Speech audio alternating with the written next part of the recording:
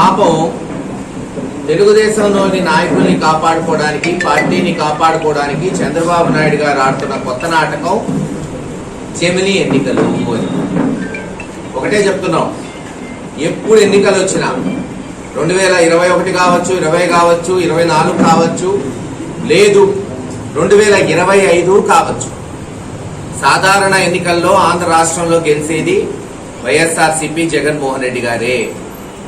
కేవలం ఉనికి కొరకు ఈరోజు చంద్రబాబు నాయుడు గారు కొత్త కోణాన్ని తీసుకొస్తున్నారు. ఒకటే చెప్తున్నాం, జమిలీ ఎన్నికలు అంటూ వస్తే పార్లమెంట్ యావత్ దేశంలో ఒకేసారి ఎన్నికలు జరుగుతాయేమో, కానీ భారతదేశంలో సగం రాష్ట్రాలకి, గతంలో బీజేపీ నాయకులు చెప్పినట్టు సగం రాష్ట్రాలకి 2025లో జరుగుతాయి. ఎందుకు చెప్తున్నాం? మీరు చూస్తే 2018 డిసెంబరు, అంటే ఇంచుమించు 2019 జనవరి నుంచి రేపు 2021 మార్చు, 2 సంవత్సరాల 3 నెలల్లో దాదాపు పెద్ద రాష్ట్రాలు రాజస్థాన్, మధ్యప్రదేశ్, ఛత్తీస్గఢ్, తెలంగాణ, ఆంధ్రప్రదేశ్, ఒరిస్సా, జార్ఖండ్, ఢిల్లీ, ఇప్పుడు జరగబోయే బీహార్, రేపు 6 నెలల్లో జరగబోయే వెస్ట్ బెంగాల్, తమిళనాడు ఉన్నాయి. అంటే దాదాపు 50 నుంచి 55% జనాభా భారతదేశంలో, లేదు 55% ఎంపీ సీట్లు. వీళ్ళందరూ ఎవరైనా సంవత్సరం 2 సంవత్సరాల్లో, అంటే బీహార్ ఎన్నిక ఇప్పుడు 2020లో జరిగి, రేపు బెంగాల్ ఎన్నిక 2021లో జరిగి 1 సంవత్సరం ఎన్నికలు వస్తాయండి. జమిలీ ఎన్నికలు జరగాలంటే రాజ్యాంగాన్ని సవరించాలి. దాదాపు 2/3 మెజారిటీతో, దాదాపు కొన్ని శాసనసభల్లో, ఈరోజు రాజ్యసభలో అందరికీ తెలుసు, లోక్సభలో బీజేపీకి 2/3 మెజారిటీ ఉన్నా రాజ్యసభలో లేదని, రాష్ట్ర రీజనల్ పార్టీస్ మీద ఆధారపడింది. ఇటువంటి తరుణంలో జమిలీ ఎన్నికలు ఎట్టొస్తాయో చెప్పమని అడుగుతున్నాం. కేవలం వాళ్ళ కార్యకర్తలకి మనోధైర్యం, ఇదిగో వచ్చేస్తున్న సంవత్సరంలో ఎన్నికలు, మీరు సంవత్సరంలో ఎన్నికలు వచ్చినా సరే పోయేవాడిని ఆపలేరు. జగన్మోహన్ రెడ్డి గారు చేస్తున్న అభివృద్ధిని ఆకర్షితులై వచ్చేవాళ్ళని మీరు ఏం చేసినా ఆగదు. ఖచ్చితంగా మళ్ళీ చెప్తున్నాం, జమిలీ ఎన్నికలంటూ జరిగితే ఆంధ్ర రాష్ట్రానికి 1 సంవత్సరం అదనంగా వచ్చినా ఆశ్చర్యపోక్కర్లేదు. 2024 బదులు 25లో, 24 చివరికోనో 25 జనవరిలోనే ఎన్నికలు జరుగుతాయి. ఇప్పుడు నేను చెప్పిన దాదాపు 11-13 రాష్ట్రాలకి. అప్పుడు ఏం చెప్తారు?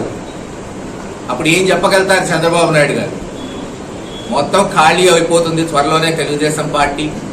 కారణం ఒకటే, ఒక దృఢమైన నాయకత్వం, ఒక పట్టుదలతో ఎన్ని అవరోధాలు వచ్చినా, ఎన్ని ఆటంకాలు వచ్చినా తాను ప్రజల కోసం చెయ్యాలనుకున్న దాని కొరకు ఎంత దూరమైనా పోయే నాయకత్వం జగన్మోహన్ రెడ్డి గారిలో ప్రజలు చూస్తున్నారు.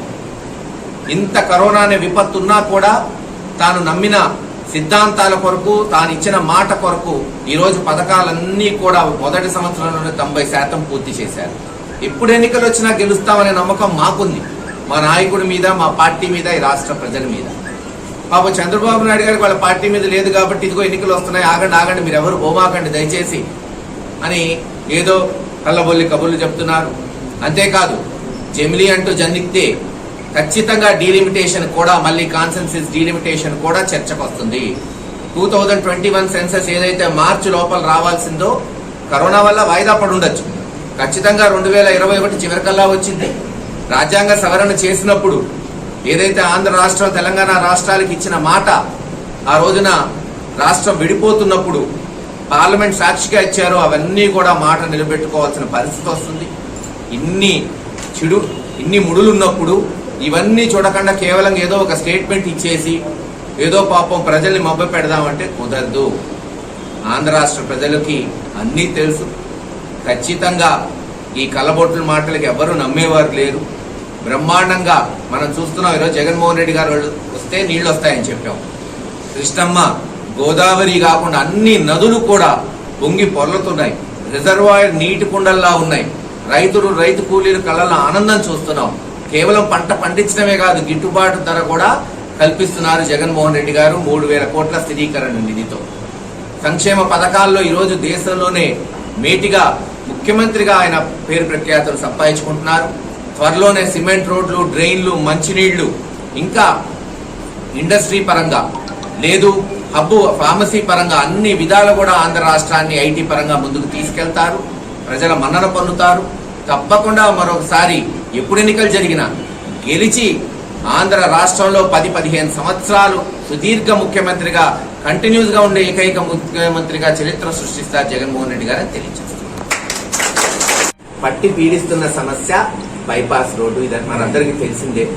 బ్రహ్మాండమైన అద్దంకి నార్కెట్పల్లి హైవే నిర్మించిన తర్వాత గుంటూరు జిల్లాలో మారుమూల మండలంగా ఉండాల్సిన పట్టణంగా ఉండాల్సిన పిడుగురాళ్ళ ఈరోజు ప్రధాన నగరంలో నడిబొడ్డున గుండెకాయలాగా నిలబడింది.